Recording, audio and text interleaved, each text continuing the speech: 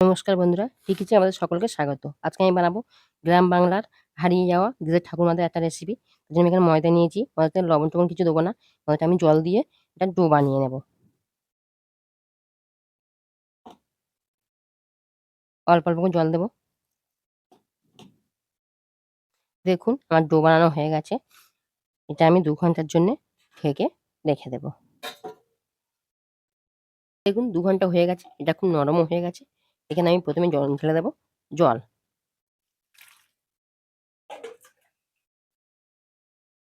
জলটা দিয়ে এটা আমি মিশতে থাকবো।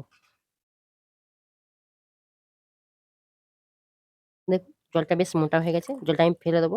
দিয়ে আবার জল নেব। যতক্ষণ এই সাদা দুধের মতো বানায় ততক্ষণ আমি বারবার জল দেবো আর মিশবো আর জলটা চেঞ্জ করব।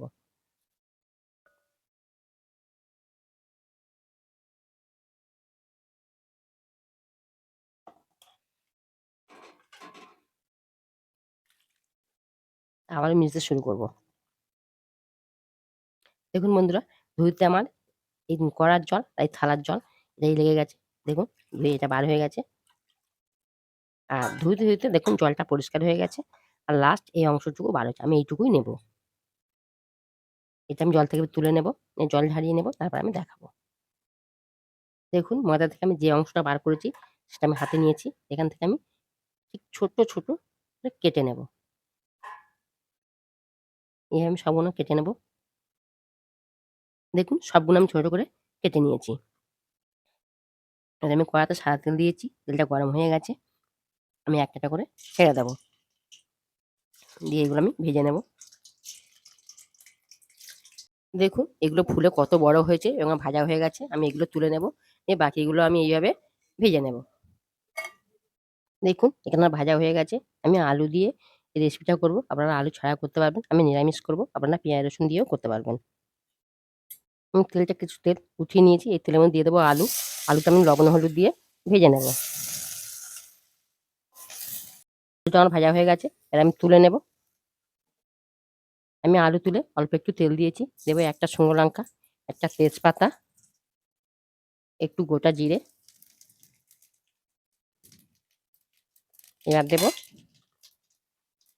গ্রেট করা আদা, টমেটো,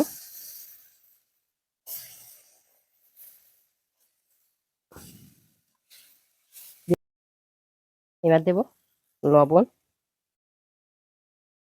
হলুদ গুঁড়ো, ঝালের জন্য লঙ্কা গুঁড়ো। ঝালটা আপনারা যে যেমন খাবেন বুঝে দেবেন। ধনে জিরে একসাথে গুঁড়ো করা আছে। দিয়ে খুব ভালো করে কষিয়ে নেব। দেখুন মসলা আমার তেল ছেড়ে দিয়েছে, মানে মশলাটা খুব ভালো করে কষানো হয়ে গেছে। এবার দিয়ে দেবো ভাজা আলু। আলুটা দিয়ে আমি খুব ভালো করে নাড়াচাড়া করে নেব। আলুটা দিয়ে বেশ আমি কিছুক্ষণ নাড়াচাড়া করে নিয়েছি। দেখুন আলুটা অনেকটা সিদ্ধ হয়ে গেছে। এবার আমি দিয়ে দেবো অল্প একটু জল। ঝোলটা যে যেমন করবেন সেইভাবে দেবেন। আমার এখানে আর লাগবে না। এবার আমি ঢাকা দিয়ে দেবো। এবার দেবো অল্প একটু চিনি। চিনিটা আপনারা দিতেও পারেন, নাও দিতে পারেন, কোনো অসুবিধা নেই। এবার আমি ভাজা বড়াগুলো দিয়ে দেবো।